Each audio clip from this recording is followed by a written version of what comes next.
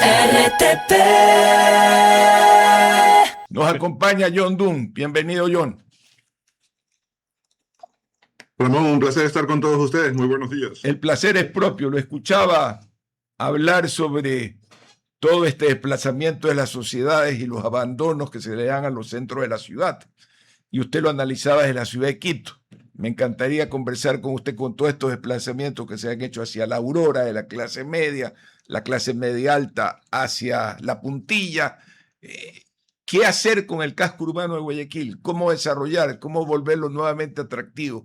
¿Qué puntos tendría usted en ese tema? ¿O qué soluciones en el tema de vialidad B? Cuando hay unos ejes saturados, sobre todo la perimetral, que hoy día ya es prácticamente una ruta de calle, ¿no? Una calle urbana.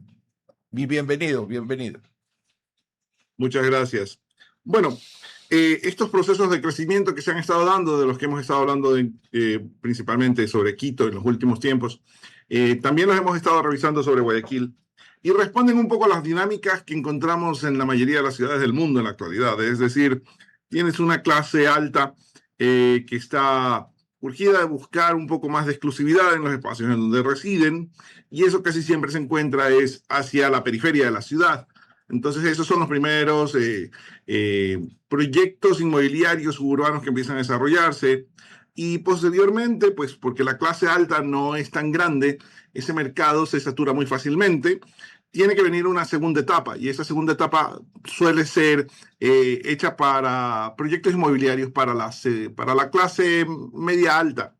A esta nueva etapa de desarrollo en las periferias normalmente se le da un valor agregado adicional, que es de que no solamente se vende el inmueble, sino que también se trata de vender el estatus, de vender cerca de donde están las primeras instalaciones inmobiliarias. Eso va haciendo que normalmente los centros se vayan quedando poco a poco dejados a su suerte. Es un poco la situación que está sufriendo Guayaquil en la actualidad de una manera mucho más fuerte que la ciudad de Quito. Quito está entrando un poco de una manera tardía a esta situación. En Guayaquil yo creo que ya hay que pensar en unas estrategias mucho más rigurosas para poder hacer, primero, que se pueda rescatar las áreas del centro de la ciudad, y luego pues las partes correspondientes a la periferia del centro, lo que se conocía en una época como el área pericentral. Tenemos muchas construcciones de naturaleza de uso mixto que tienen actividades residenciales en las partes superiores, que en los alrededores del centro, hacia el sur de la avenida Olmedo, en las zonas correspondientes desde la avenida Pedro Moncayo hacia el Estero, se encuentran abandonadas, deterioradas, pero que no se les da ningún atractivo. Tal vez una de las primeras cosas que debería pensar el municipio es que estos inmuebles puedan tener alguna especie de indemnización en su parte de los impuestos prediales, o tal vez las patentes municipales que se puedan generar en esos inmuebles.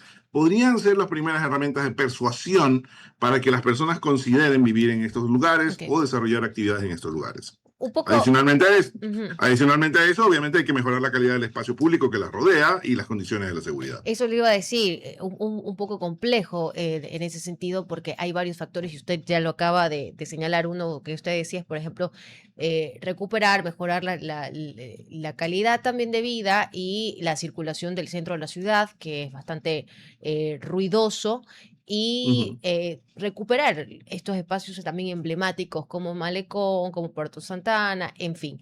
Pero ¿cómo se hace esta, por ejemplo, condonación o buscar estos beneficios para que personas que son dueños de estas edificaciones verticales pues puedan retomar o mejorar? Alguien decía, ¿saben qué? Estos edificios tienen unos espacios de departamentos bastante amplios, tal vez dividirlos en 2 o 3. ¿Podría ser la solución esa quizás para bajar el precio tal vez de la rentabilidad de esos espacios? No necesariamente. Yo creo que eso ya quedaría un poco al criterio de cada propietario. Okay. Porque también se suele dar la alternativa que dan las construcciones que ya tienen algún tiempo, es el que precisamente dan una mayor cantidad de metros cuadrados por un precio relativamente más asequible que lo que encontraríamos en una construcción antigua.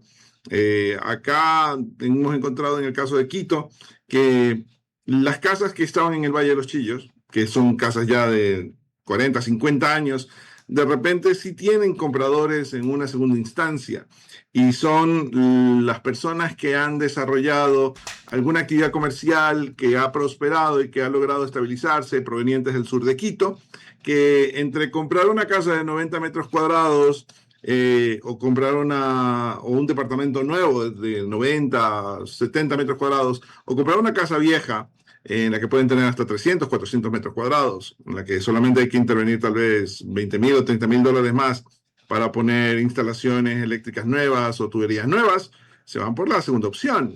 Una casa mucho más grande, que tiene más comodidades y que no necesariamente pues, resulta tan hacinadora como lo que puede ser el mercado inmobiliario actual. ¿Cómo está usted? Muy buenos días. ¿Hay algún símil de capitales que quedaron vacíos en sus centros y que luego fueron recuperadas? A ver si se puede ajustar, claro, a la realidad de nuestros países para repoblar el centro. No sé si uno de los problemas es que la gente ya no quiere compartir vivienda con el sector comercial. Y definitivamente los podemos encontrar en diferentes escenarios alrededor del planeta. Tal vez la más emblemática sigue siendo Nueva York, como un montón de edificios que estaban destinados incluso para fábricas verticales que tenían en la zona del Greenwich Village o en las zonas del Hell's Kitchen. Poco a poco de repente fueron tomadas y no fueron tomadas necesariamente con una intención residencial familiar originalmente, sino que la punta de lanza fueron personas que tenían una vida dedicada a la producción artística, pero que poco a poco ellos son los que establecen la idea de poder habitar un lugar y volverlo residencial, un lugar que ni siquiera era residencial, ni siquiera era comercial, era destinado para fábricas. Es cuando surge la figura tipológica del loft. Podemos encontrar también condiciones muy similares en ciudades europeas, de departamentos o edificaciones que tenían construcciones muy grandes que poco a poco fueron siendo divididas y que fueron siendo reaprovechadas de otras maneras, sin perder la calidad del espacio y sin perder necesariamente la calidad del barrio, sino más bien rescatándola. Igualmente, también tenemos unas condiciones en las cuales, cuando se trata solamente de construcciones destinadas al ocupamiento de las mismas por razones de supervivencia, por así decirlo, no necesariamente es el mismo escenario, pero siempre tiende a haber este ciclo en el cual una generación posterior o dos generaciones después regresan a mirar a las construcciones antiguas de lo que se conoce en inglés como los Central Business Districts, como los centros de actividad comercial, y que ya los ven con cierta nostalgia, ya no los ven necesariamente de la manera despectiva en la que lo ven las generaciones anteriores, y empiezan a hacer el rescate de eso. La misma ciudad de Quito, dentro de todo su contexto, ha tenido diferentes frentes para el rescate del centro histórico de la ciudad. Y esto se da, obviamente, con algunas cuantas observaciones, pero que estas observaciones siempre se convierten como que el objetivo a superar en la siguiente etapa de desarrollo de recuperación. Señor Dunn, hace poco leía una propuesta ciudadana que nacía de los arquitectos Pulso y Correa, y ellos mencionaban, por ejemplo, que aquí en Guayaquil se podría hacer un corredor, vamos a llamarlo como un corredor verde, es decir, un lugar donde tú puedas transitar y que pueda lograr hacer que Guayaquil sea una ciudad caminable. Pero dentro de esa propuesta ellos también mencionaban que habían dos cosas importantes que habría que resolver antes de empezar. La primera es tener en cuenta la voluntad política, porque sin voluntad política no se puede hacer nada. Y la segunda es que justamente este tipo de proyectos, por ejemplo, hacer una ciudad mucho más habitable o caminable, son proyectos que sobrepasan generalmente los periodos de un alcalde. Es decir, que son proyectos que toman 8, 11 años, 12 años, y eso conlleva a tener un compromiso con un plan que no solamente va a estar para esos 4 años de esa persona que está en el poder, sino que tiene que ser continuamente revisado, supervisado por el siguiente y luego el siguiente. ¿Cómo podemos superar quizás esas limitaciones? Bueno, yo creo que hay que dejar a un lado la mezquindad política definitivamente.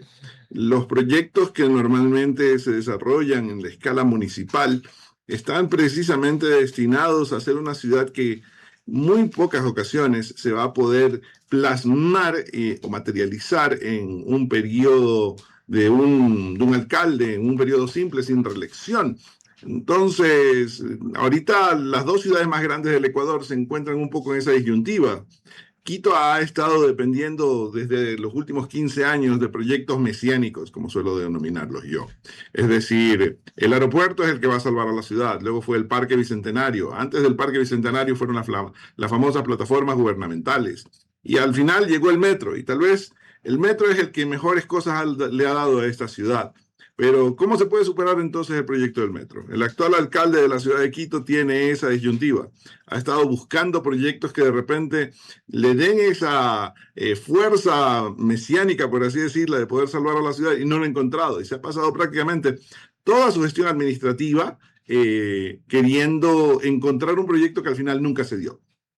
Ahora, poniendo esto en el caso de Guayaquil, yo creo que sí, definitivamente. Y ojo, Guayaquil tiene condiciones de caminabilidad muy buenas, comparadas con las que podemos tener, por ejemplo, aquí en Quito. Y uno de los elementos que tenemos que tener más allá de la voluntad política es una reconciliación con lo que es la presencia de la arborización dentro de las propias calles. Las calles deben contar con una arborización que permita bajar la temperatura y el microclima de las mismas. Normalmente cuando uno camina sin irnos muy lejos, en ciudades como Buenos Aires, como Río de Janeiro, podemos encontrar que todas las vías de sectores como Ipanema, por ejemplo, están caracterizados porque la copa de los árboles prácticamente se va a tocar en la parte del centro de la calzada de la vía. Y acá nosotros tenemos al árbol como una rareza. Además de los árboles, Guayaquil tiene una cosa que es muy particular y que yo la encuentro preciosa, que es esta tipología del pórtico. Esta idea de que el edificio crece embolado sobre la zona peatonal y protege al peatón del sol y de la lluvia. Deberíamos rescatar eso, deberíamos hacer que el municipio tal vez ponga eso como parte de la normativa de las construcciones nuevas en nuevos sectores también y que vaya creciendo esto para poder conectar distintos lugares de la ciudad para que simplemente nos mojemos en la lluvia o nos expongamos al sol cuando estemos cruzando la calle. No deberíamos perder algo tan particular de la ciudad, algo propio de la personalidad de la ciudad de Guayaquil. Dentro de esta construcción y lo que usted ha señalado, de lo que ha rescatado con lo que podríamos hacer, ¿dónde entra, por ejemplo, también los planes que en su momento se dijo de hacer una ciudad de 5 minutos, 15. de 15 minutos, perdón, bastante amigables para, sobre todo para personas de la tercera edad que busquen algún tipo de retiro o vivir en el centro, o estas Smart City, que en su momento se habló de esta idea, pero parece que solamente se quedaron en la conectividad y no de lo más profundo, que es aprovechar correctamente el suelo de las ciudades, ordenarlos y evitar también el desplazamiento irregular de la población. Bueno, yo creo que la idea de los 15 minutos debería estar mucho más vinculada con el principio de una ciudad 880. ¿Qué quiere decir esto? Esa ciudad en la cual un niño de 8 años o un anciano de 80 años puedan coexistir sin mayor complicación es una ciudad que le permite a todos los demás estratos de edad vivir sin ningún problema. Si nosotros tenemos una ciudad en esas condiciones, creo que podemos atender esto de una manera mucho más universal. El Smart City básicamente es una tendencia que estuvo de moda en algún tiempo, todavía sigue teniendo su vigencia, que es una preocupación más sobre la tecnología para poder lograr objetivos. Es decir, tener cómo poder medir el flujo vehicular, cómo poder tener también controles sobre cuestiones de iluminación. Se queda un poco en ese aspecto. Me parece que es más universal poder hablar de una ciudad de 15 minutos, considerando que sea amigable con todos los habitantes. Pero para poder hacer eso, realmente no simplemente es decir, voy a hacer que una persona viva en un lugar que tenga niveles de peatonabilidad óptimos, sino que ¿para qué voy a tener esos niveles de peatonabilidad? Debo volver a la ciudad antigua, al Guayaquil de mis padres posiblemente, al Guayaquil de Don Ramón, en donde uno podía ir, no solamente pues vivir en un lugar, sino que podía hacer las compras, podía ir al colegio, podía ir a los lugares de recreación, a los lugares de trabajo, básicamente caminando. Eso es uno de los elementos que deberíamos nosotros retomar. ¿Cómo llegar a ese optimismo de optimizar la ciudad en una ciudad como Guayaquil que está tan informalizada, donde los usos de suelos han sido alterados? Ejemplo, la bahía se ubicó en su momento y ya es inamovible ese lugar o parece inamovible ese lugar para transformar una zona residencial en comercial. Es decir, departamentos que en su momento eran lujosos en los diferentes edificios que estaban alrededor en lo que es hoy día la bahía, se han transformado en bodegas. ¿Cómo recuperar eso? Buena pregunta. Bueno, yo creo que también el problema en la bahía tal vez no es necesariamente la informalización. Yo creo que el problema con la bahía fue que se la formalizó. El día en el que el municipio permitió que los kioscos estén atornillados a la calzada sobre el pavimento de la calle Villamil es cuando ya no hubo marcha atrás. Te voy a poner un ejemplo de lo que yo he estado planteando aquí en la ciudad de Quito. Yo hasta hace poco tiempo residí en La Mariscal. Llamé ese barrio, dentro de todas las condiciones, todos los problemas que tenía, las adversidades que podían haber, yo lo disfruté bastante y pude verlo con una perspectiva diferente.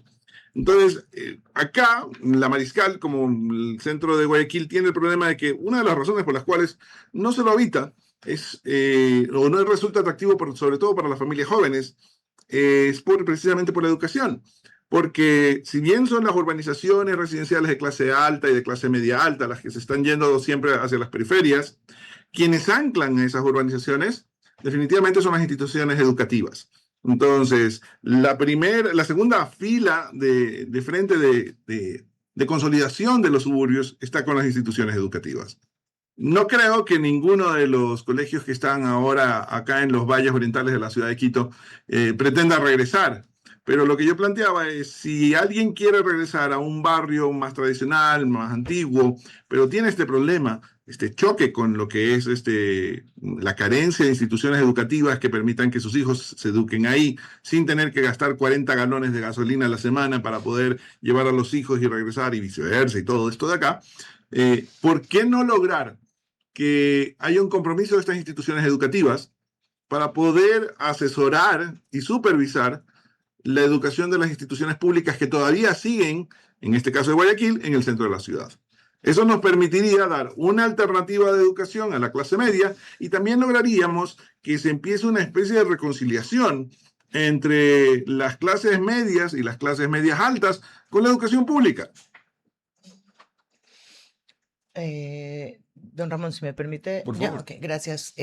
A ver, no sé si es un problema, si es una solución, el uso de la bicicleta, porque acá en Guayaquil se ha experimentado nuevas rutas, se quitan las rutas, se dan espacios, nuevos carriles. En la capital también, incluso hay un programa de bici, pero entiendo que hay una propuesta de campaña de eliminarlo, porque se dice no es posible mantenerla. O sea, ¿hacia dónde deben apuntar? ¿O qué debemos entender? Que se puede por tramos, que no es posible hacerlo en toda la ciudad. A ver, yo creo que siempre, y un poco continuando con la pregunta anterior y con esta pregunta, casi siempre la mejor manera de lograr ordenar lo informal es persuadiendo, no imponiendo. Creo que la disponibilidad de la bicicleta como una alternativa sí debe estar regulada y sí debe estar presente, porque de alguna u otra manera las ciudades que más tienen o que mayor tiempo tienen el uso de la bicicleta muestran resultados que son positivos y que pueden cuantificarse incluso de manera positiva. En las ciudades que tienen mayores índices de caminabilidad y mayores índices de uso de bicicleta son las ciudades que tienen menos índices de obesidad, menos incidencia de enfermedades cardíacas y que tienen menos casos crónicos de diabetes. Es decir, si nosotros incentivamos un poco la actividad física a través de la caminabilidad o del uso de la bicicleta, estamos dándole alguna mejora, alguna alternativa a lo que son las condiciones de vida de las personas. El uso de la bicicleta acá en Quito, por ejemplo, tiene todavía problemas. Yo soy un crítico observador de la disposición de las ciclorrutas aquí en la capital, en el sentido de que están siempre colindando con los buses. Y en una ciudad que tiene unas condiciones atmosféricas muy delicadas como es Quito, por la altura en la que se encuentra, hacer que los ciclistas respiren el monóxido de carbono de los buses es hasta contraproducente. Yo creo que en Guayaquil hay que pensarlas no de una manera necesariamente recreativa como se las ha estado pensando.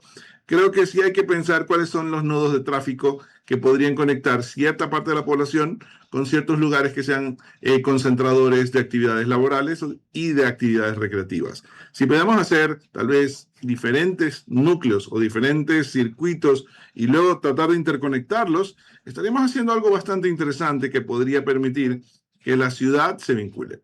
Pero ante la idea de que la bicicleta quita carriles para la circulación vehicular, bueno, yo creo que precisamente esa es la idea. La idea es que uno tenga, uno, opciones que no sean solamente el vehículo, y dos, que las personas que estén usando el automóvil Ya. tengan la consideración de que esas son las reglas de juego.